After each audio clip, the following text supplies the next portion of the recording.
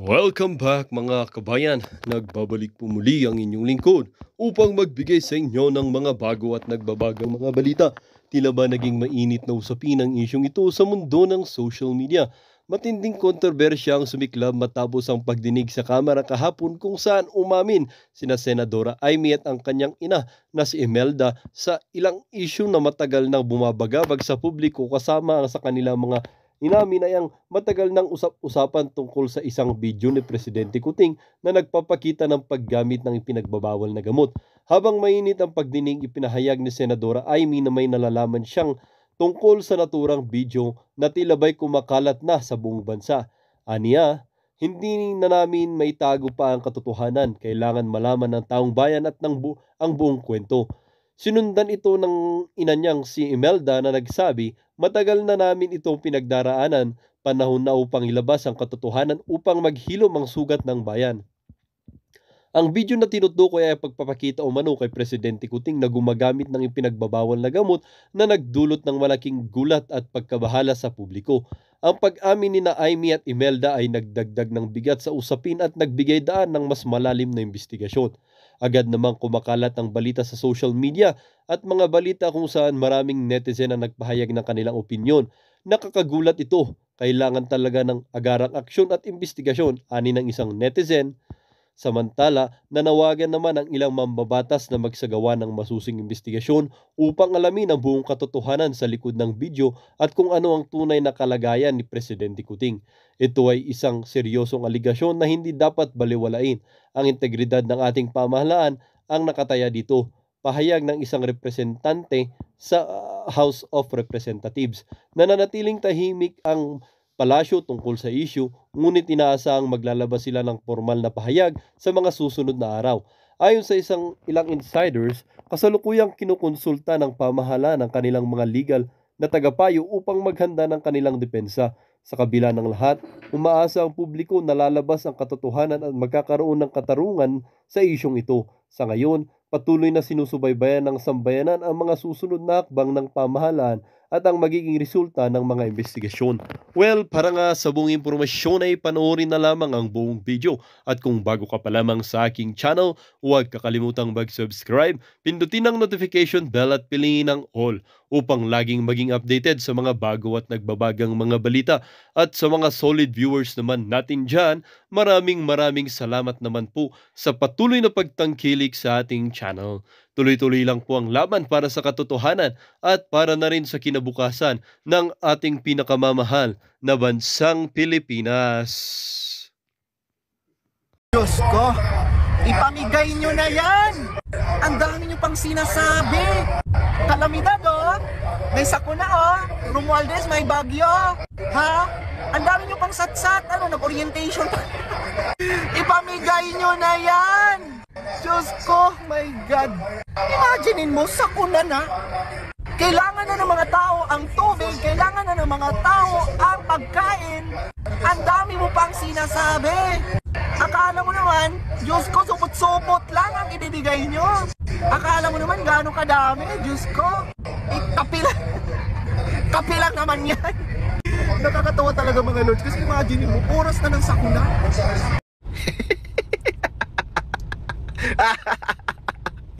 O ate, yan lang muna ate, magkapi ka muna.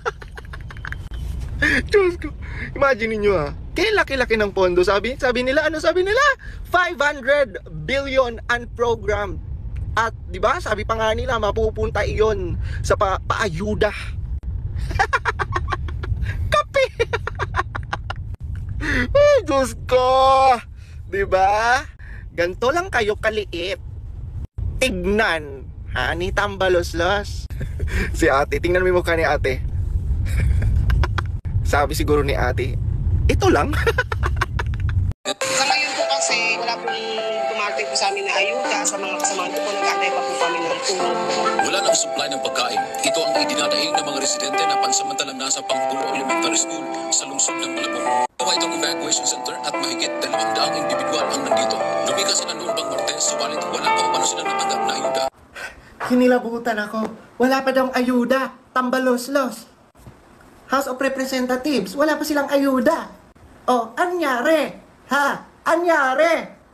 Mga kababayan ko sa Malabon, pagpasensyahan nyo na, ha? Niriripak pa. Niriripak pa. Nilalagyan pa ng pangalan nila. Pasensya na kayo. Kasi, bago daw kasi i-deliver sa inyo yung tulong ayuda dyan, tatatakan muna na mga pangalan nila. Nako, pagpasensyahan nyo na ate. See? Oh. Kasi naman, baka ubos na ang dapat pang ayuda. Kasi naman, kung hindi kayo nuknukan ng tanga, mamimigay kayo ng ayuda, walang kalamidad. Ngayon, na may kalamidad na, wale. Timing din, ha? Yung pumping stations natin, marami na. Yun, nagka-problema lang, sana matuto naman ng tao, huwag na kayong nagtatapon ng basura dahil yung basura, yun ang nagbara doon sa mga pump natin. Kaya hindi kasing effective na pwede. Noong Enero, inilunsad natin ang kalinisan sa bagong Pilipinas, kung saan pinakilos natin ang ating mga barangay upang maglinis sa kani-kanilang komunidad. Sa 5 buwan lamang, mahigit 40,000 tonelada ng basura ang nakolekta ng mahigit 22,000 mga barangay sa buong bansa. Yung basura, yun ang nagbara doon sa mga pump natin. Nakilos natin ang ating mga barangay upang maglinis sa kani-kanilang komunidad. Sorry with all due respect, Mr. President. Ang sabi nyo, nilinis nyo na ang Pilipinas.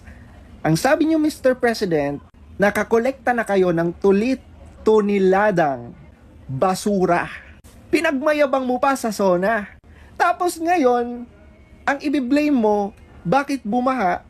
Kasi dahil sa basura? Ha? Di ba nalinis nyo na? Tuni-tunilada. Mga Lords, 10 most risky cities in the world for tourists. Number 1, Caracas ng Venezuela. Number 2, Karachi ng Pakistan. Number 3, Yangon ng Burma. Number 4, Lagos ng Nigeria. Number 5, top 5, Manila ng Philippines. Number 6, Dhaka ng Bangladesh. Number 7, Bogota ng Colombia. Number 8, Cairo ng Egypt. Number 9, Mexico City from Mexico. And number 10, Quito from Ecuador. Kailangan ba nating ma-proud? Imagine niyo mga Lords, pumasok na tayo sa top 10 most risky cities, no, which is ang Manila. Tapos sabi nila, bumababa na daw ang crime rate at karahasan sa Pilipinas. Estoryahe! Grabe, dilubyo, kalamidad. Grabing baha. Ha? Ilang araw na baha?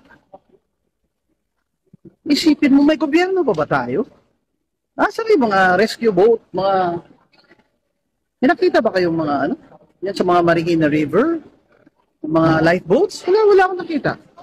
Kaya, pagtatanong ka talaga, saan napunta ang bilyon-bilyon na funds para sa flood control? Bilyon hindi milyon Flood control, billions of funds. At parang ito yung baha na hindi ko narinig na may abiso, merong warning. Kasi nga, yung weather bureau, halos naputulan na ng dalawang paa, putulan pa ng dalawang kamay nung na-stop ni Duterte administration ang Project NOAA, ba? Kaya yan ang problema talaga. Kung iba yung priority. Ilang beses ba tayo binabagyo bawat taon? Siguro mahigit kumulang 12? Alam yan Alam yan ng gobyerno natin. Ngayon, magkano sa ekonomiya ang cost ng bagyo na yan? At ang cost sa lives, di ba? Bakit? Taon-taon hindi prepared. Kasi kung saan-saan naman nilalagay yung pera yung gobyerno. Ang dami kasi mga korap o para reclamation. Lahat bibigay ng permit sa reclamation. Reclamation. Talagay nyo yung mga korap, walang kita dyan. Sa pahintulot lang, permission, license na mag-reclamation sila. May gatong sila dyan. O ikaka-reclamation nila, saan ba pupunta yung tubig? Diba? Baba talaga. Pwede bahang-baha sa Maynila. City of Manila, di ba? Yun naman sa Quezon City, andun kasi yung dam, di ba? Pero naman, taon-taon, gano'n. Alam na natin yun. Hindi naman ang solusyon ay ililikas lang yung mahihirap, yan ang solusyon. Taon-taon, gano'n na lang. Abay, mag-isip-isip naman po kayo. At ang laki ng sweldo nyo dyan. Ang lalaki ng mga pondo dyan. Nasaan na po yung flood control na funds? Dapat po, suriin yan ng Committee on Appropriations sa kanang ating Senado. Kung hindi po ninyo kaya ay ikontrata po ninyo sa marunong ng mga kumpanya niyan. Eh bakit yung ibang bansa? Kinakaya naman nila, kahit bahain sila, eh namimitigit nila, kumbaga. At may solusyon sila. Dito sa Pilipinas, dami kasi kawatan. At kurakot ang gobyerno, talagang walang solusyon sa problema natin. At taon-taon, ilang bagyo at baha ang dadaanan natin. Sila sitting pretty.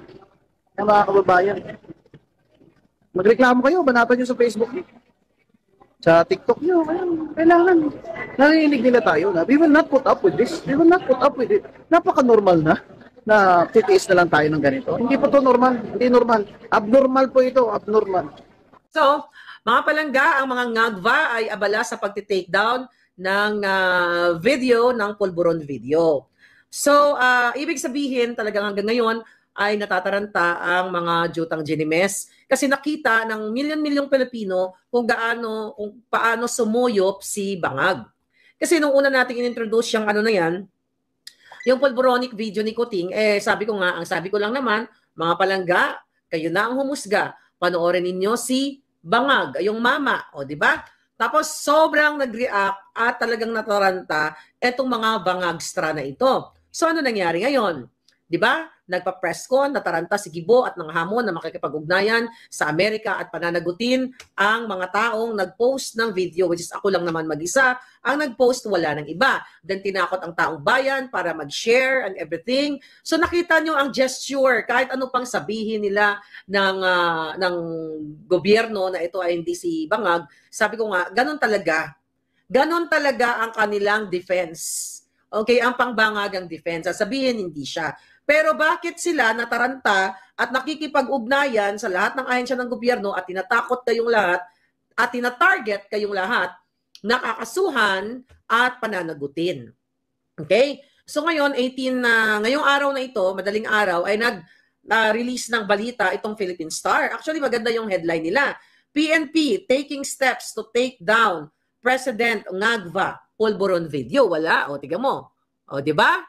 PNP taking steps to take down Pulburon video. So bakit nila iti-take down? Bakit nila iti-take down kung sinasabi ni Abalos na tengang-tenga pa lang ay ibang-iba na? Binlow up nila yung mukha, iniba nila yung actual na sa video para magmukhang Koreano si Kuting. Okay? Kasi ayaw nila pang mapanood ninyo, but definitely nakapag-save na kayo ng copy at baka hindi nyo pa na-forward sa inyong mga kamag-anak, mga kaibigan, sa mga probinsya, i-private message na lang o i-email ninyo. So magtulungan tayo para makita ng taong bayan na hindi pa nakikita dahil tinake down nila. Yung sa akin post ko tinake down. I think, yung kay Attorney Glenn, yung kay Spokesary, tinake down nila. Anong ibig sabihin nito? Bakit nila tinake down? So, ibig sabihin mga palangga, positive ang items. So, mga kababayan, basahin natin, okay? Itong sinabi ng Philippine Star, okay? Manila, Philippines. The Philippine National Police has taken steps to take down from social media platforms a viral video supposedly showing President Ngagva using illegal na pulburon. Bakit nyo iti-take down? Kasi nalaman ng taong bayan na sumusuyop, sumisingot si Bangag. Bakit nyo iti-take down, di ba? Dapat itong mga Jutang Ginimes na PNP panagutin ang mga Ngagva katulad ni Kuting.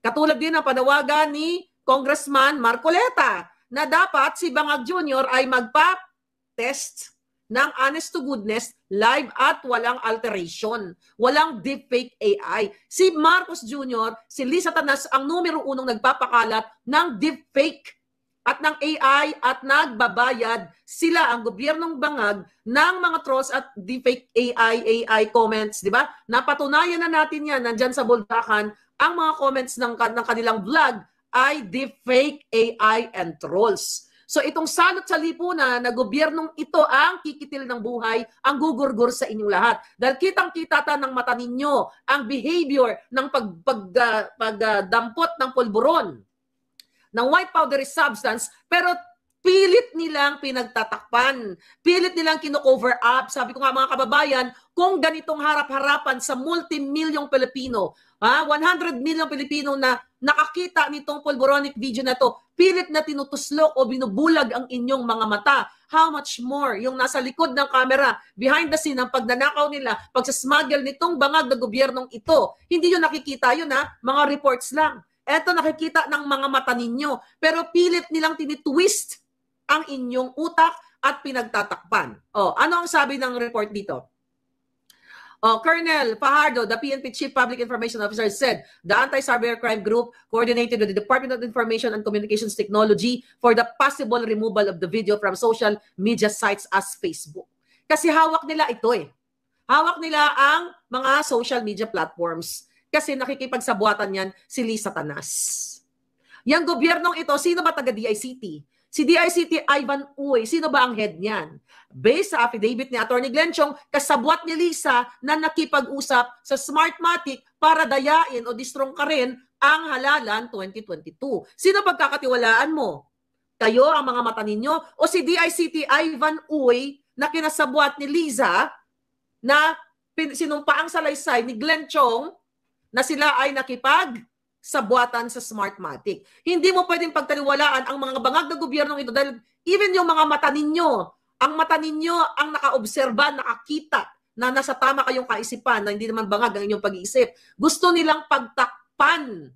Okay? Ang inyong gusto nilang busalan ng inyong mga bunganga. Gusto nilang lagyan ng spiring ang inyong mga mata para wag ninyong mapanood o wag kayong maniwala doon sa video na yon. Isang malinaw po na adiktador ang gobyernong ito. Kaya kumilos na kayo, naintindihan ko, katatapos na ng baha. Katatapos na ng baha at nagsinungaling si Bangag, hinagupit siya ng Diyos. Okay, na ito ang kasinungalingan mo. Finact-check, sabi niyo nga, finact-check siya ng natural disaster. Na ipinagyabang na ang flood control ay 5,500 at ginastosan ng what? Sa 2024 pa lang, halos 245 o 244 billion pesos. Pero binaha pa rin kayo. Ano ang kapalit? Anong kapalit? Anong binigay sa inyo? 3 kilong bigas? 3 kilong sardinas? Pero 245 budget sa flood control, saan napunta? E di sa mga hungang na kongresista, sa mga kontraktor, at sa mga kasabwat ng bangag na gobyernong ito. Kaya kayong mga palangga, kayong mga Pilipino, lahat ng Pilipino all over the world, patuloy kayong kakawawain at pipiringan ng inyong mga mata, bubusalan ng inyong mga bibig. Dahil harap-harapan na, sampal na sa inyo, nakikita nyo na gusto kayong tinarget at pinatumba ang ating mga videos. Pero do you think nagtagumpay sila sa pag-takedown nila? Hindi. Kasi hindi na yon mabura sa inyong isipan, hindi na rin mabura sa inyong mga computers na nandiyan na may isang bangag. Authenticated yung video na yan. Kaya nga, di ba, ang palusot nila ay hindi yan sikuting. Una, sinasabi nila deepfake AI. Pero authenticated yan, magsa-stand yan sa korte. Okay? Ngayon, itong si Gibo na sinungaling, okay, na natataranta, na nag-aambisyon na magpresidente. Nag-aambisyon ka, di ba? Yan. Nag-aaway-away na kayo dyan nila tambaloslos. Dahil nag-aagawan kayo kung sino susunod na upo sa inyo. At ikaw tambaloslos, may singit ko lang, ikaw Bangag. Ikaw tambaloslos, mismong pamilya mo na Romualdez na ginasika-sika ninyo, na hindi nyo binibigyan ng pansin na Romualdez, nagsusumbong sa akin.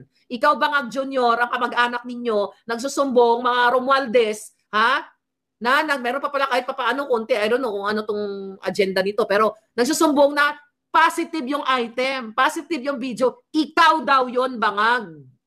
Kaya gusto nyo, ginagamit nyo ang kapangyarihan, inaabuso ninyo, ang PNP, lahat para burahin ninyo. Hindi pala ikaw to malayo pala yung mukha, Koreano pala. Bakit mo ginagamit ang kapangyarihan? Bakit gumagastos kayo ng milyong-milyong sa task force na ito to remove that video kung hindi ikaw? Mga kababayan, sabi ko, hindi ako titigil sa kadadaldal dito, pero kayo ang kawawa dito dahil kayo ang binabaha, kayo ang nahihirapan, kayo ang din makabili ng bigas na 29, na hindi alam ng Pangulo niyong Ngagva na may 29, na may 50 to 65 pala na bigas.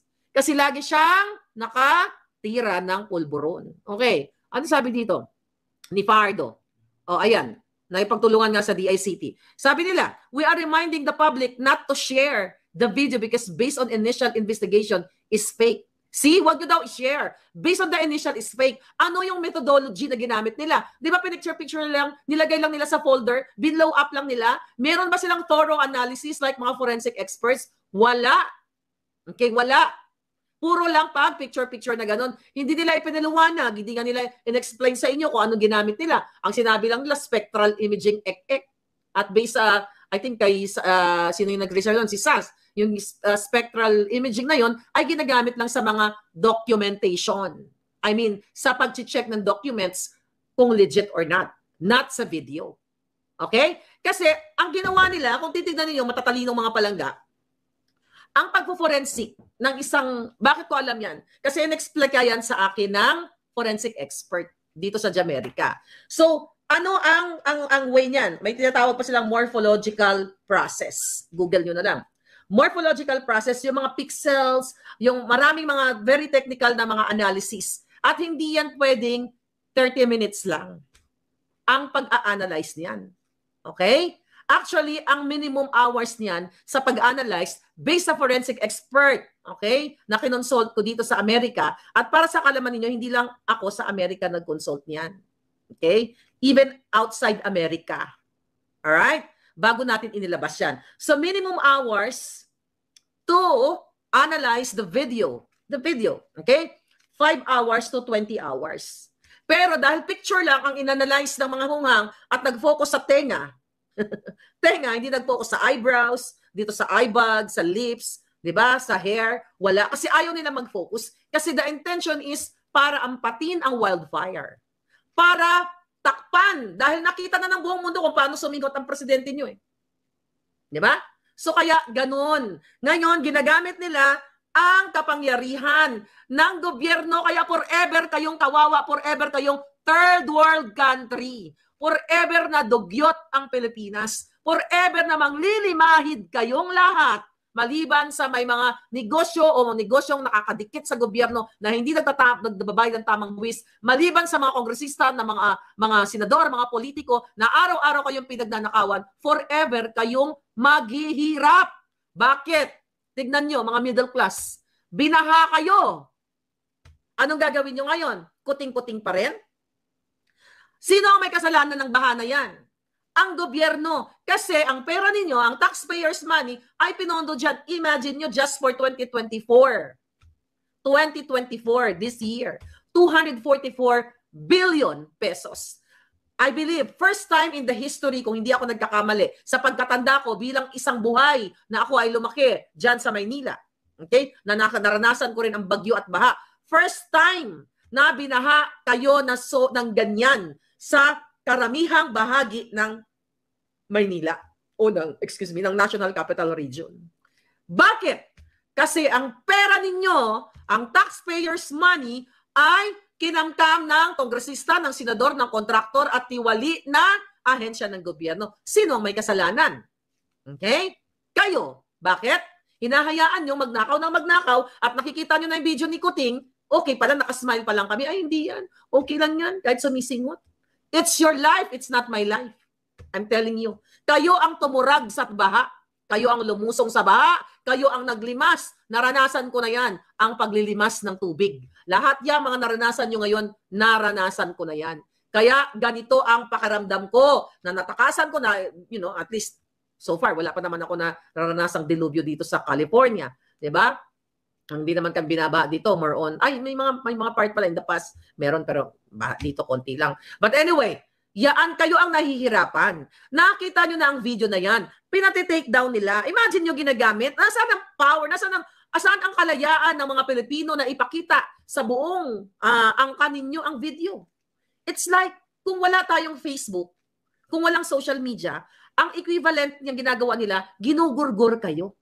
Katulad ng paggurgur ng gobyerno kay Percy Lapid, na numero 1 nagtuligsa kay Kuting sa kanyang polboronic.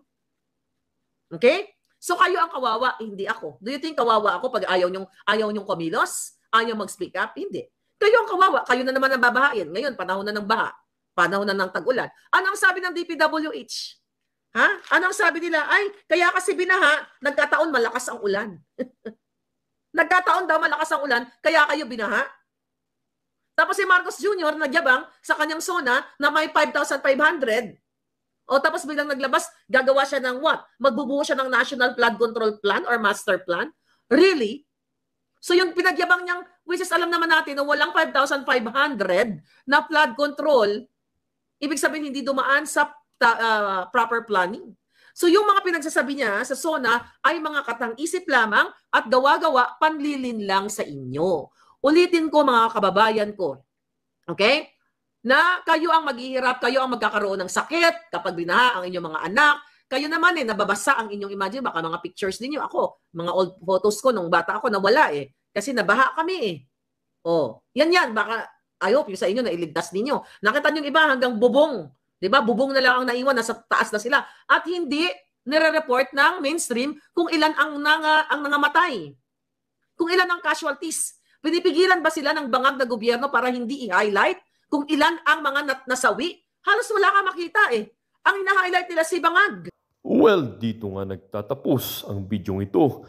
Kayo naman po ang aking tatanungin mga kabayan. Ano naman po ang inyong mga reaksyon sa balitang ito? Ang ating comment section ay bukas para sa inyong mga samot-saming reaksyon at komento. Lagi niyo pong tatandaan na bilang isang mamamayan ng bansang Pilipinas at bilang isang butante at bilang isang matapat na mamamayan na nagbabayad ng buwis dito sa bansang ito ay kailangan din natin magsalita at mag-react. Huwag kakalimutan, do not let your thoughts left unspoken. As citizen of this country, your thoughts matters. Muli po, kung bago ka pa lamang sa aking channel, huwag kakalimutang mag-subscribe at pindutin ang notification bell upang laging maging updated sa mga bago at nagbabagang mga balita. Huwag din kakalimutang mag-iwan ng like at i-share ang bidyong ito upang ang inyong pamilya, kaibigan at kakilala ay maging aware din sila sa kung anong nangyayari sa ating pinakamamahal na bansang Pilipinas.